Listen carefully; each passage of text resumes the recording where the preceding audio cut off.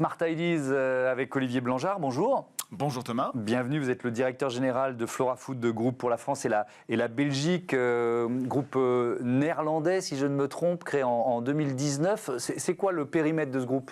Alors le groupe, c'est un des groupes leaders au monde dans tout ce qui est plant-based, donc industrie à base de plantes. Oui. C'est un groupe qui fait un peu plus de 3 milliards d'euros et on s'affirme vraiment résolument comme le leader de l'alimentation à base de plantes. Donc on est connu notamment pour des marques historique de margarine, mais on est aussi leader du fromage végétal et on a pour ambition de développer le marché dans les années à venir. Et donc là, vous proposez une alternative au beurre, c'est ça ? Alors exactement, avec Flora, donc la marque Flora, on la lance sur le marché français, elle est arrivée l'année dernière chez Carrefour, et en fait Flora est un produit assez rupturiste, c'est une alternative 100% végétale au beurre, et c'est composé de quelques ingrédients très simples, il y en a 6 ou 7, c'est principalement de l'huile végétale, colza, tournesol, coco, et puis il y a également des fèves dedans, et puis derrière des arômes naturels qui donnent le goût au produit, et sur la version salée du sel. C'est assez simple. Oui, c'est assez simple. Et alors moi, je me pose toujours cette question pour les produits qui sont des alternatives à, sur les itérations, le nombre de versions différentes avant d'aboutir au goût, à la texture, à ce que vous recherchiez. Alors, il y a eu énormément de recherche et développement avant. C'est pas un projet qui arrive comme ça. Donc, c'est des années de recherche et développement pour avoir, je dirais, un triptyque qui fait aujourd'hui qu'on est très stable. Le premier, c'est le goût. C'est le plus important. On est sur le marché en plus français. On a un marché où le beurre est très fort. Il nous faut des produits qui sont bons. Et Flora tique le côté goût.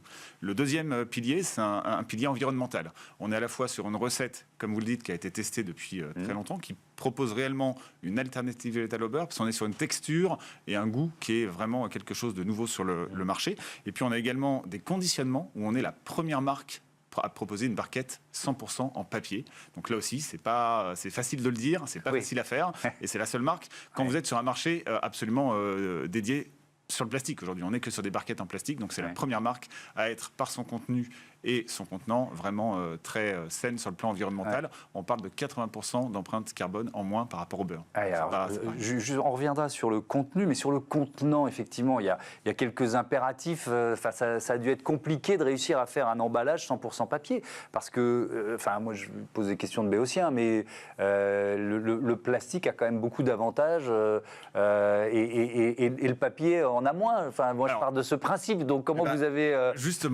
sauté ces obstacles?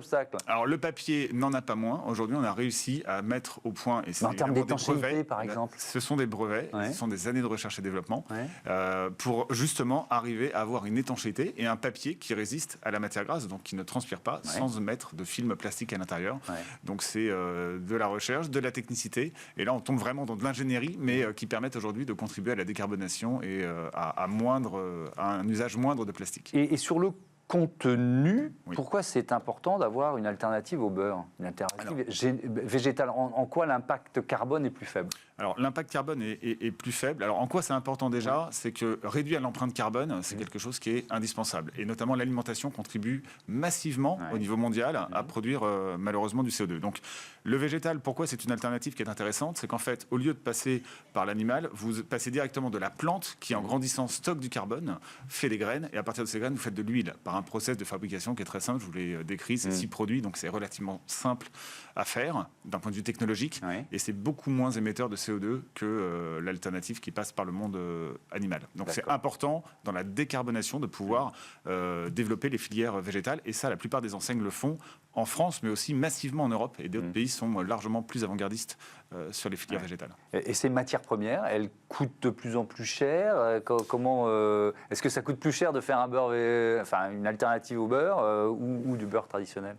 Alors, on est sur l'ensemble des matières premières, que ce soit le beurre, on a vu une inflation massive ces derniers mois, que ce soit les huiles, aujourd'hui on voit une inflation également, on est entre 20 ou même 70% pour certaines huiles.